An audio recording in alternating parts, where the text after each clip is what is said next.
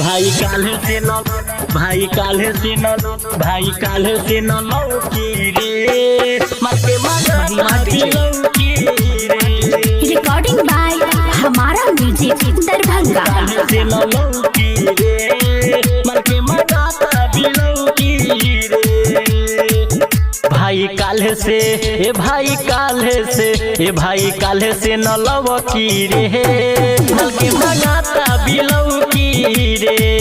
ए भाई काल्हे से न लौकी रे मलके मंगाता बिलौकी रे। जाके सहिया के से जिया सजाई जब टूटी ओकर चौकी रे। भाई काल्हे से ए भाई काल्हे से ए भाई काल्हे से न लौकी रे मलके मंगाता बिलौकी रे। ए भाई काल्हे से न लौकी रे मलके मंगाता बिलौकी रे। जाके सैया के से जिया सजाई जब टूटी ओकर चौकी रे। भाई काल्हे से ए भाई काल्हे से ए भाई काल्हे से न लौकी रे मलके मंगाता बिलौकी रे। भाई काल्हे से न लौकी रे मलके मंगाता बिलौकी रे। भाई काल्हे से न भाई काल्हे से न भाई काल्हे से न लौकी रे मलके मंगाता बिलौकी रे। म्यूजिक डायरेक्टर संजीव संगम। भाई काल्हे से न लौकी रे मलके मंगाता बिलौकी रे।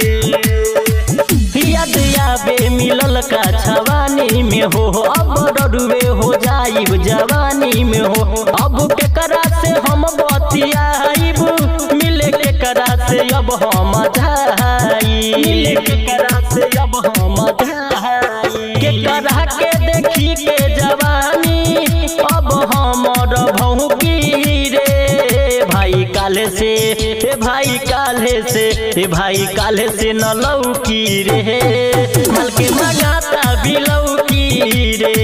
ए भाई काल्हे से न लौकी रे मलके मंगाता बिलौकी रे।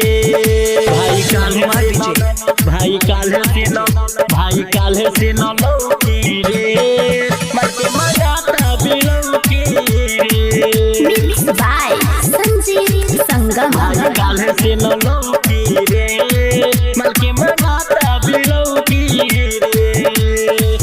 अब धर्मवीर धड़कन के का होई हो रख के जाता पमाथा के खूब रोई हो। पिंटू नीरज काटता चुसकी देखी मारी के खूबे मुसकी मारी के खूबे मुसकी। हमरा पगली के दिलवा में हो का गइल माटी मुर धौरी रे।